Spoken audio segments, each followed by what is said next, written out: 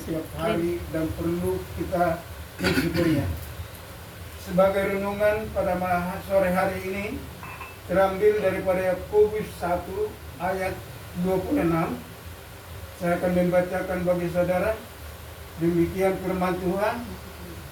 Jikalau ada seorang menganggap dirinya beribadah tetapi tidak mengekang lidahnya, ia menipu dirinya sendiri, maka sia-sialah ibadahnya. Bapak Ibu yang terkasih di dalam nama Tuhan, banyak orang yang sesungguhnya tidak mengenal siapa sebenarnya pribadinya. Saya katakan demikian, tidak mengenal berarti bukannya tidak tahu siapa namanya, siapa nama orang tuanya, dan keluarganya, saudara. Tetapi mengenal diri ini menyangkut daripada pribadi kita, menyangkut daripada sejauh mana kita mengenal emosi kita, bisa mengendalikan emosi kita, bisa mengendalikan pikiran kita, saudara yang terkasih dalam nama Tuhan.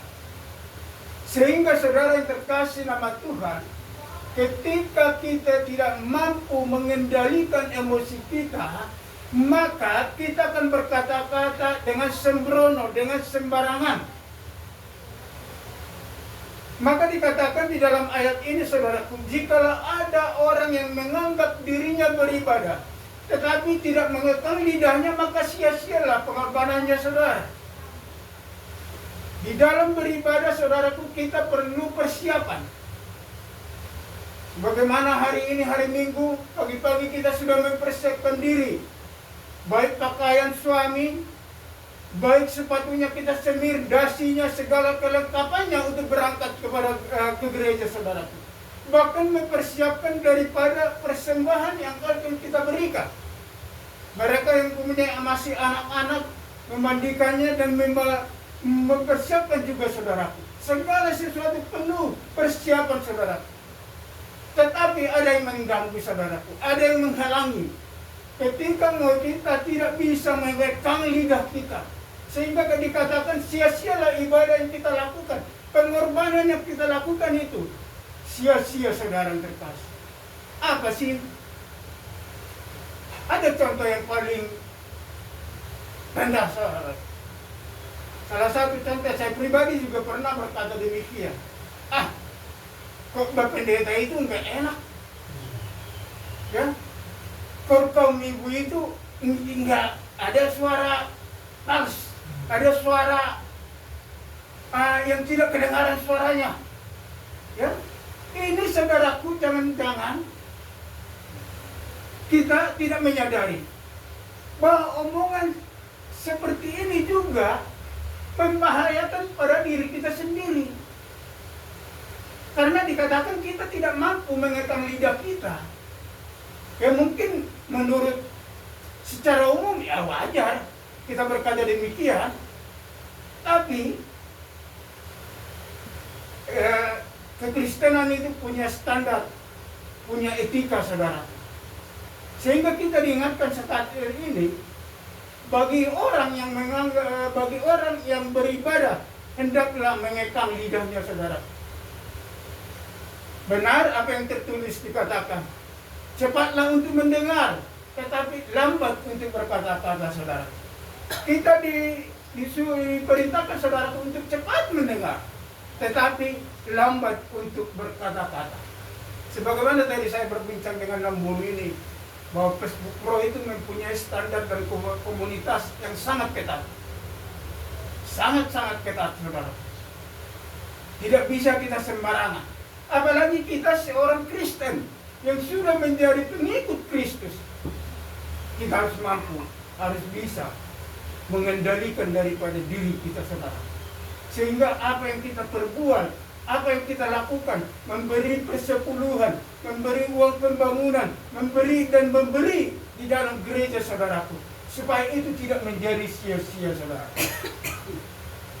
Apakah kita menyadari di dalam hidup ini sudah banyak yang kita lakukan, saudaraku, tapi hidup kita biasa-biasa saja. sampai kita mengeluh, saya udah capek, ya, saya sudah lelah. Oleh karena apa, saudaraku? Etika dan standar kekristenan itu kita tidak tahu, saudara. Kita hanya rutinitas minggu ke gereja, ada kebaktian malam kita ikuti, kita berdoa, ikut berdoa. Sesungguhnya saudara yang terkasih dalam nama Tuhan, marilah kita sebagai pengikut Kristus mengekang lidah kita. Lambat untuk berbicara, saudara. Lambat, sekalipun menurut orang-orang yang di sekitar kita, wajarlah, manusiawi, ya. Tapi ada standar, saudara. Sehingga tidak, apa yang kita perbuat, apa yang kita beri, baik waktu, baik uang, baik segala sesuatu pengorbanan kita di dalam gereja itu, saudaraku, dan kita hendak kita berikan kepada Tuhan, tidak menjadi sia-sia. Dengan cara apa, saudaraku? Kontrol emosi.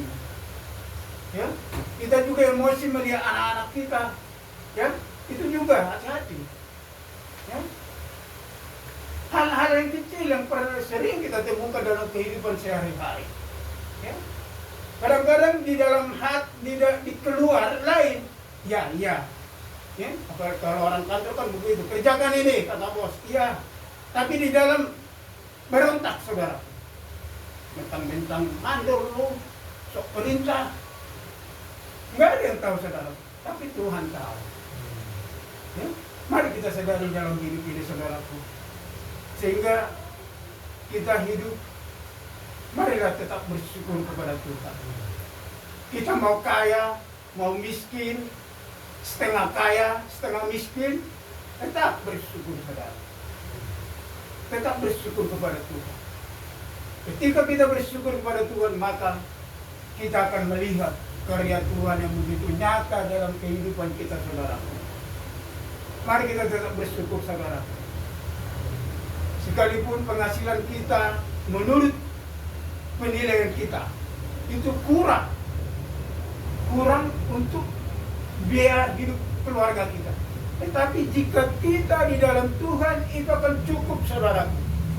Kita harus mengingat bahwa 5 roti 2 ikan cukup.